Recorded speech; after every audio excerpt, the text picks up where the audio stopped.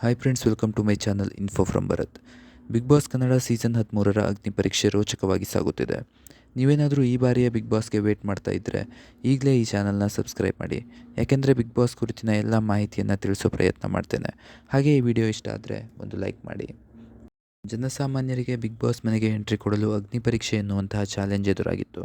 ಸದ್ಯ ಅಗ್ನಿ ಪರೀಕ್ಷೆಯ ಮೊದಲನೇ ಹಂತ ಮುಕ್ತಾಯವಾಗಿದೆ. ಮೊದಲನೇ ಹಂತ ಮುಕ್ತಾಯವಾಗುತ್ತಿದ್ದಂತೆ 13 ಜನ ಸೆಲೆಕ್ಟೆಡ್ ಕಂಟೆಸ್ಟೆಂಟ್ಸ್ ಹಾಗೂ 5 ಜನ ಸ್ಟಾರ್ ಕಂಟೆಸ್ಟೆಂಟ್ಸ್ ಇದ್ದರು. ಸದ್ಯ ಸ್ಟಾರ್ ಕಂಟೆಸ್ಟೆಂಟ್ಗಳ ಮೇಲೆ ಜಡ್ಜ್ಗಳು ಟಾಸ್ಕ್ ಕೊಟ್ಟಿದ್ದಾರೆ.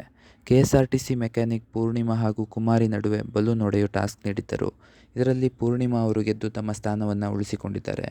ಇನ್ನೊಂದೆಡೆ ಸೋತ ಕುಮಾರಿ ಕಣ್ಣೀರಿಟ್ಟಿದ್ದಾರೆ. ಇನ್ನು 4 ಜಡ್ಜ್ಗಳಿಗೆ 4 ಜನ ಸ್ಟಾರ್ ಕಂಟೆಸ್ಟೆಂಟ್ಗಳು ಇದ್ದು, ಟೀಮ್ ವಿನಯ್, ಟೀಮ್ ಸಂಗೀತ, ಟೀಮ್ ಶ್ರುತಿ ಹಾಗೂ ಟೀಮ್ ಚಂದನ್ ಎಂದು ಗುಂಪು ಮಾಡಿದ್ದು, ಸೆಲೆಕ್ಟೆಡ್ ಸ್ಪರ್ಧಿಗಳಿಗೆ ಹೊಸ ಟಾಸ್ಕ್ಗಳನ್ನು ನೀಡಲಾಗ್ತಿದೆ. ಇದಾಗಿತ್ತು ಫ್ರೆಂಡ್ಸ್ ಇವತ್ತಿನ ವಿಡಿಯೋ. ಇದೇ ರೀತಿ ಇನ್ನೂ ಹೆಚ್ಚಿನ ವಿಡಿಯೋಗಳಿಗೆ ತಪ್ಪದೇ ಈ ಚಾನಲ್ನ ಸಬ್ಸ್ಕ್ರೈಬ್ ಮಾಡಿ. ಮುಂದಿನ ವಿಡಿಯೋದೊಂದಿಗೆ ಮತ್ತೆ ಸಿಗೋಣ. Thank you.